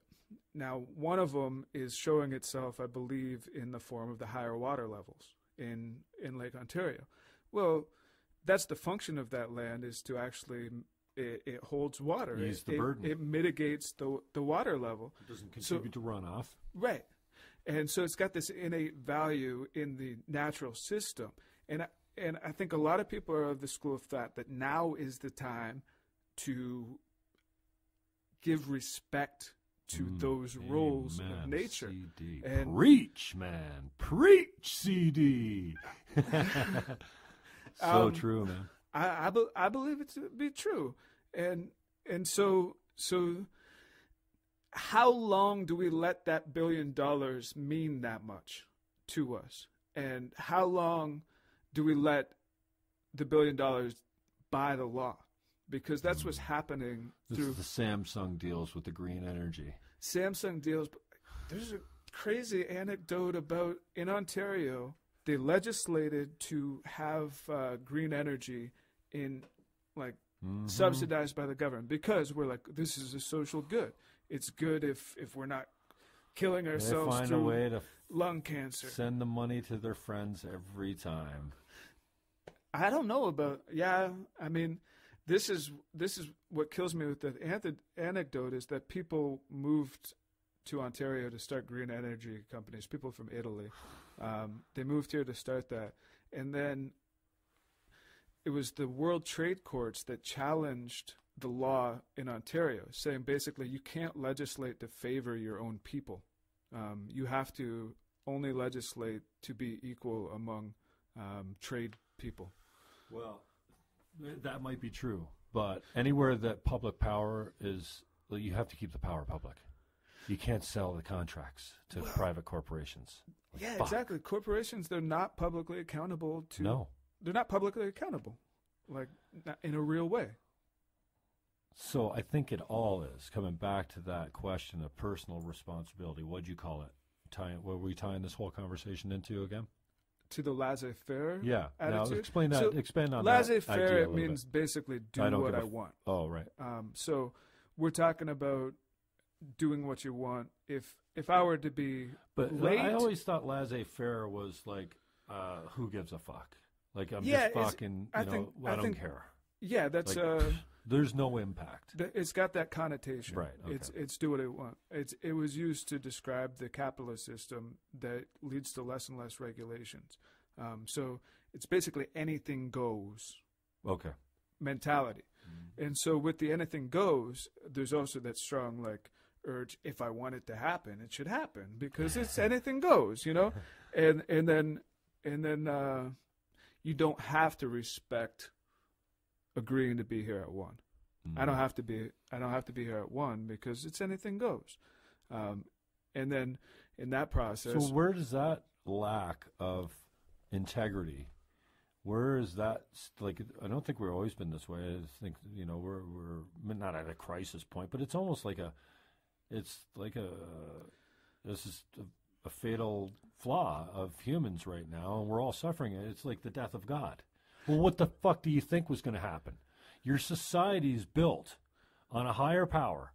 All the laws and all the beliefs are all centered around like mostly a Christian God, and then God dies. And then what the fuck do you think happens? Isn't that Nietzsche? Wasn't he the guy that said God is dead? Well, he had his madman run through town proclaiming that God is dead. And so now we have our madmen proclaiming that capitalism is dead. So when a system of values goes down, something must emerge to replace it. I believe that to be like physics. If something is falling in the air, it displaces air, and then the air takes the place of where that thing was. So we've been under the divine right of capital. Basically, the higher power is capital. It's the demarcated notes of currency, and we've worshipped that. Like there's this idea in Jungian psychology that the archetype of what's important to a culture is denoted by the highest buildings. So if the bank building is the highest building, which it is in most cities, comparison, yeah, it shows what we value. Like if you go life insurance, life insurance, the banks, even like the symbol of Canada is CN, Canadian National, which is the railway company, and that is really what connected Canada as a corporate body. Like that's what made it economically possible for the European colony to come into shape, like follow that rail line. And that's the highest building in Toronto, the Canadian National Building. So I mean, There's a book called The Divine Right of Capital, which is a really good read. And Who's that? I forget the author's name. We'll check it out. Check it out. Oh, I'm checking it out right now. Okay, cool. She makes the analogy of the divine right of capital and our obligation to gain independence from that. She makes an analogy to the American Proclamation of Independence, Declaration of Independence.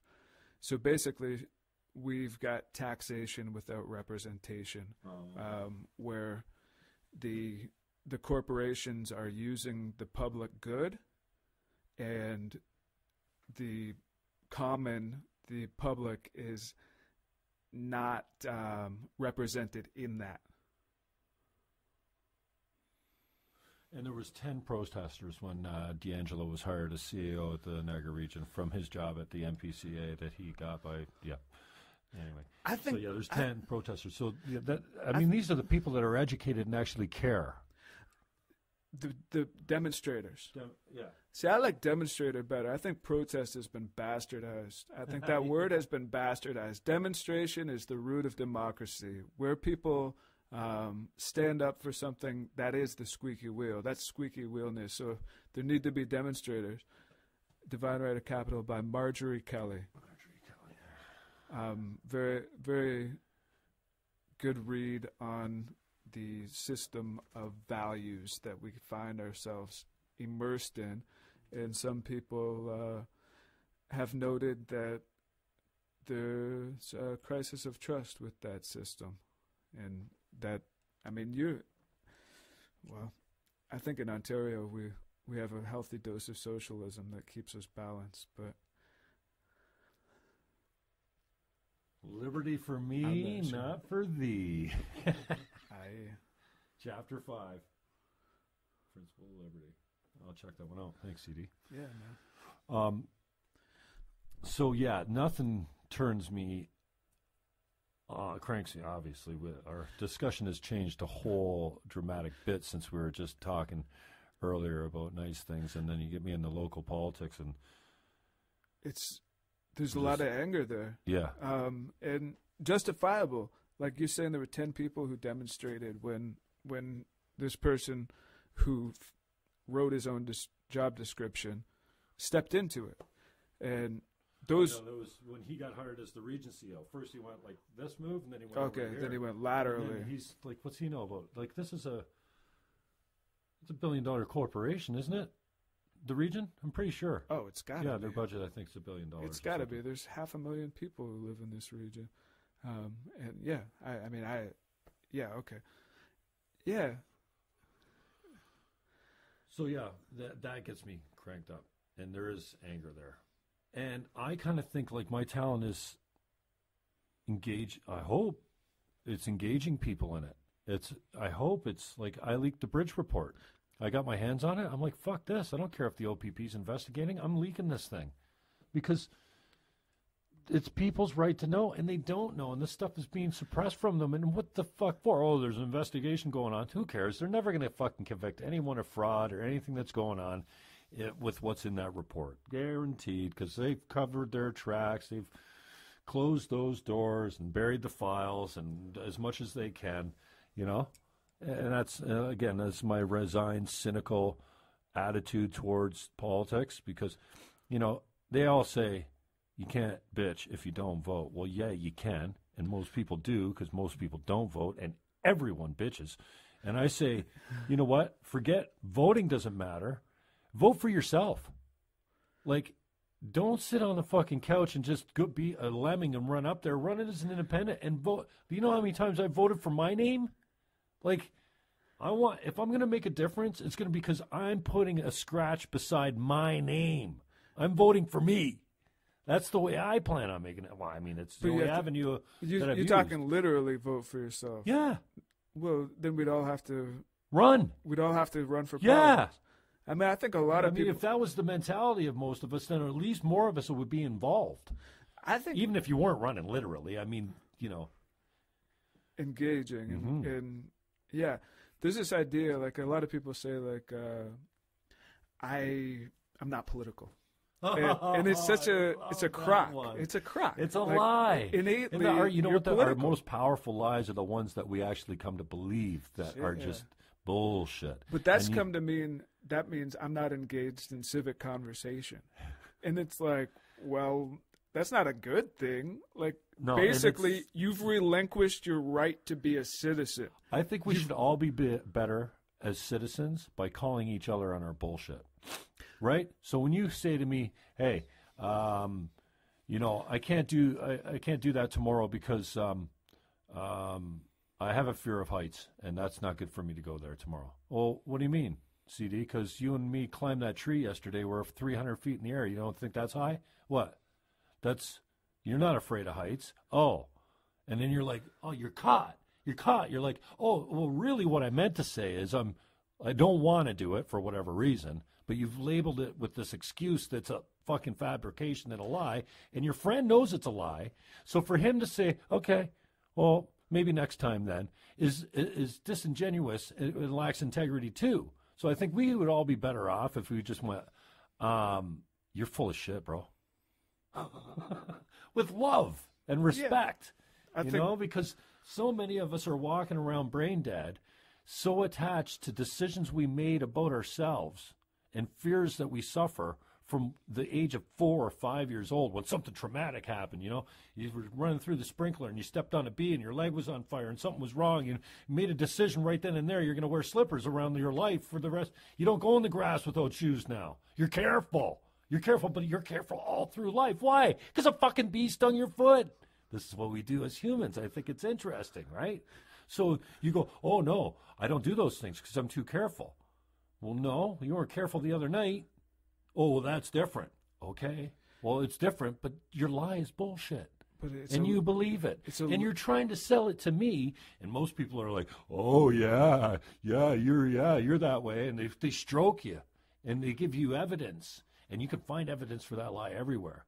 You could also find, more likely, more evidence for the truth, which is opposite of the lie, which actually proves that it is a lie. And so you can find just as much evidence, but you spend your time finding evidence for the lie so much that it's like, an analogy is, cold beer here, guy with the, I don't want to say the girl, right? The guy with the, selling the cold beer. Yeah, the vendor going up and down the town. It's cold beer here. The hawker. That's you're hawking your lie, right?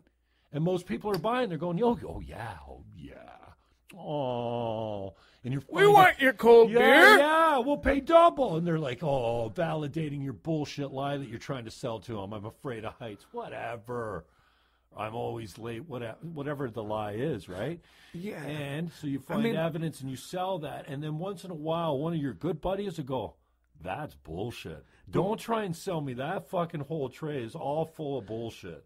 But I'm not buying it. Yeah, if it was the scenario where the hawker is like, cold beer, and then you're like, I'll have a cold beer because I like cold beer, and then you looked at the tray and there was actual bullshit in the cups. Yeah, see? I would not buy that. I would not buy that.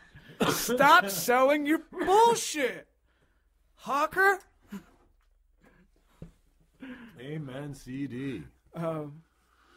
So, yeah, it's...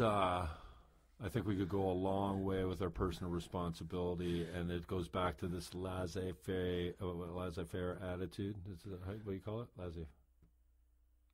Laissez-faire is it's a French term, and faire means to make. I don't know what laissez-faire. It sounds like lazy, but. So yeah, it's. But you know what? Everyone's different in their own way, and this is about acceptance and tolerance and living like Jesus. If you think that was a pretty cool way to live, absolutely. Like, I struggle with my faith and all that kind of thing. The one thing I will try and always do with anyone that I'm with is try and draw some commonalities, some things that we share.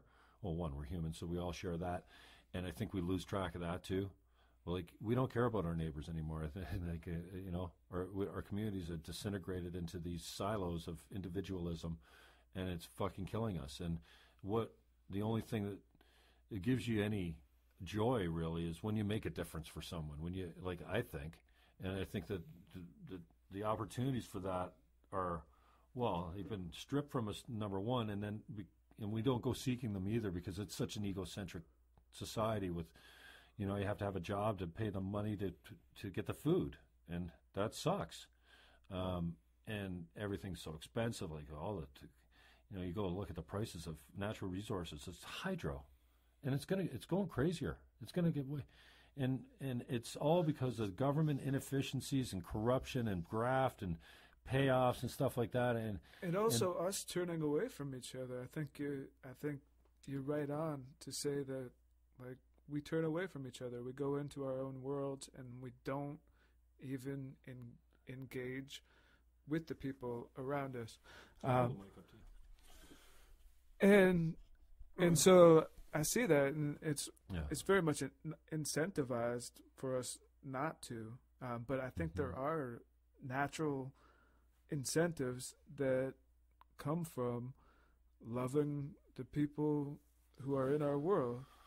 Yeah, the payoffs are great, but we don't. Again, and you're hitting the same point. We don't get enough experience with that. We forget what it feels like to help and love someone that's a stranger, like, you know. And then people are just so shocked. Like, you know, I'm trying to be the guy that goes above and beyond. Like, doesn't just hold the door, but, you know, like has grace for people and time and is respectful and. You know, and you don't see that out there much, and you have to create those own opportunities for yourself sometimes, because if you don't, you forget what it's like.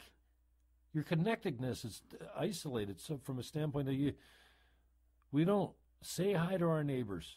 Fuck, we used to have to live with them. You know, we used to grow food together. We used to farm together. Our kids were spent all day together. They're, you know, like. It's so different now, and I'm not saying our it's neighbors all wrong, were probably wolves at some times.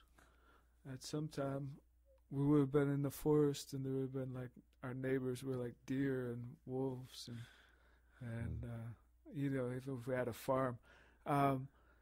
With that, like, Louis C.K. comes to mind because he presents the opposite point. It's just like, I don't want to say hi. I don't either. Right. Yeah. And he's just like, and then how do you, like, even if there's some sort of great connection point to be had, if you make the time to engage with someone, how do you overcome the walls of, I don't want to do that, to actually get to that point? And it's not really necessary for us anymore. We don't live in a community where we actually need each other.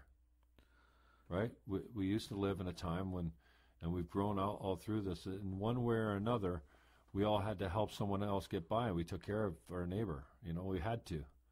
You know, it was and we're not in life and death situations anymore either, which is, you know, I don't know. It's a great motivator. Yeah, and I think it was Rogan said on his podcast one time something about there was like an issue that they were discussing. And I think he was making it like, you know, this wouldn't matter if food wasn't plentiful. In other words, this is only a problem because we got nothing better to talk about, or that our lives are so stable and so easy as far as sustenance goes and staying alive goes. Like, for most of us, we're not just getting by, but if food was not so plentiful, and that was our main concern, is we had to grow and take care of ourselves every day instead of going to the store and buying it, then this wouldn't be a problem. I thought that was a cool analogy from the standpoint that there's so many things we don't have to worry about. You're talking about electricity. You throw a light switch, you don't understand where it comes from. And when you really think about it, that energy is worth far more than we're actually paying for it in dollars and cents, as far as what its social impact is, what its impact is on the health of society. Like, if we put all the costs for the electricity in there from the standpoint of public health, and you know, if we really included all the costs of the electricity getting it to your light switch, it'd be 3 times what it is now. Well, just like burning fuel, it's bad. It makes you have asthma. Like, stop putting carbon in the atmosphere or whatever it is that we're breathing. Look at the hydro generating plant that was built, people died in building that. That's the real cost of making that. There was a huge civic project that had to be done to make canals to divert the water from the river, and so there was a lot of teamwork that had to be made to make it possible that our light be running from the running water, from what was once running water. It's now a currency of light and heat, and I'm digging in there. Where did that thought come from? Well, it isn't true, because a lot of our power is still coming from gas-powered plants, and that whole hydro game is so nuclear. Another rigged Nuclear market as well. that just doesn't. Oh, and we skipped this over. When you build windmills, you have to own the public power afterwards. If you're going to invest in anything, you invest in public power. You don't sell it. And that's what they're doing. They're selling it off now. You know what I mean? Where were we going? Did we circle back? Did you forget? We double forgot. Time for a beer. I always use the brain fart as a signifier. A re-kick. Yeah. 3:47. What we got? 2 hours, CD. All right, let's take a break. Let's go for a smoke and get a drink of water and CD. Refresh. But we were... Oh, the